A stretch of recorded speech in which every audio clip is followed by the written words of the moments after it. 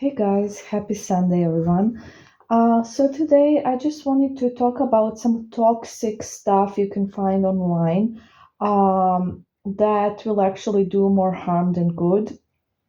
And I do talk about this a lot on the channel, but as you know, I have over 400 audios, so obviously not everyone will hear the audios where this is mentioned. So we're just gonna kind of repeat stuff. So basically, there are some toxic stuff you can find on YouTube usually, or anywhere on the internet, and one of them are manifestation coaches.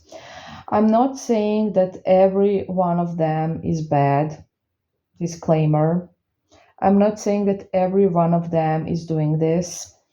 There are some good ones for sure, but most of them are just people who just saw other videos and are trying to, just build a channel and make money.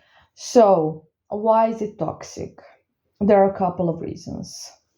I've already talked about how, so I'm not going to repeat this, how it can make you more obsessed, more needy, more desperate. Especially, I've talked about how affirmations can be bad, like when you're affirming the whole day that John is your husband and, he's not.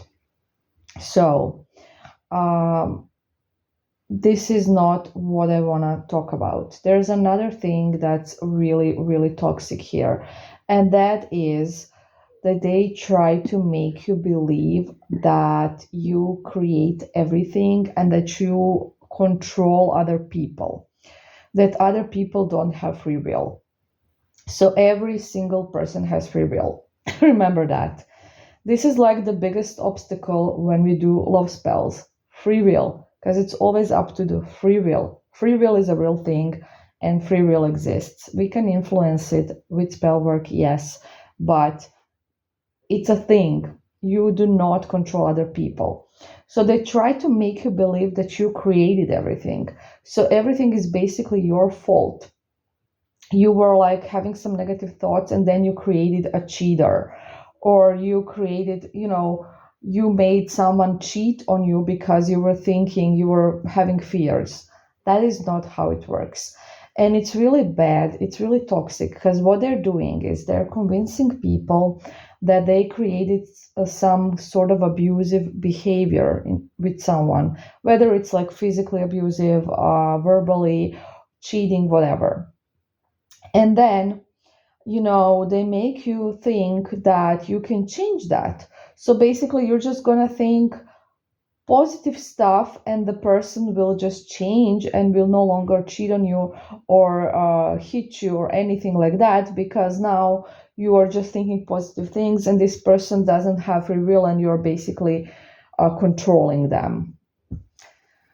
So I think this is very toxic. It's not your fault somebody, was treating you badly. It's not your fault. They were doing it because something's wrong with them, not with you. And I really don't want anyone to get into this toxic circle, because this is so bad, so bad. Imagine, for example, if their theory was true. You I'm not gonna use that example. Okay, somebody has a child and the baby gets cancer, and it's your fault that they got cancer because you were thinking something negatively and now they're sick. I mean, who does such things to make people feel guilty about everything? Not everything is under our control, okay? Some things are and some things are not. If a child has cancer, obviously it's genetics and it's nobody's fault. So I completely disagree with this theory. I mean, it's really, if you think about it, it's a bit, uh, I don't know which expression to use. But the reason why I'm making this audio is because I don't want anyone to think that it's your fault somebody did something horrible to you, and now you can just fix that because this person doesn't have free will. That's not how it works. And I think there's a lot of toxic advice in the manifestation community, and that you have to be really careful, really, really careful, because this is not okay. And yes, energies are real, and yes, energies do attract or repulse people. Absolutely, people, things, everything, but it doesn't work like that. You do not create other people. Of course, your energy will have an effect to how they're gonna, behave, but it's not like that. You can't create someone having cancer or stuff like that. Someone being an abuser, a narcissist. That's not something you created because they don't have free will. It's because they actually are a narcissist, because they do have free will and they do have issues, and every single person has issues, attachment styles, everything. So you don't create it in others, they already have it. So it's really important to remember that. Okay, so another thing that is that can be toxic, it's not toxic but can be, are the group readings, the group tarot readings on YouTube. Why?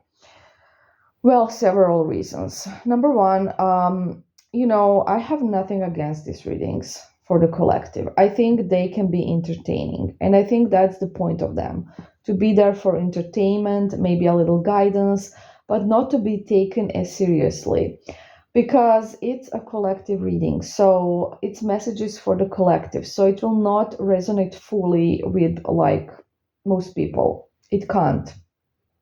It can't possibly. And the thing is that people kind of get addicted on these readings and then just spend days and days watching these readings, and also getting obsessive and all of those stuff, which of course is not good for your vibration. So this is why, if you can actually watch a reading and just see it as entertainment, not getting attached to the reading or not getting obsessive and watching 100 other readings, that's absolutely fine. Because I think the point of these readings is that they're there for entertainment more than anything. Because if you want to get a reading on your situation, you have to get a reading just on your situation, obviously. So, also, it can be toxic if you are getting a lot of readings for yourself, because you're again gonna get obsessive. It's okay to check up on situation, to get a reading when you need guidance, perfectly fine. But if you're getting readings all the time obsessively, and I don't know, searching for a different answer that you would like better, or you're getting readings for a bunch of people, so one say this, the other one say another thing, and now you're confused, that's obviously not healthy.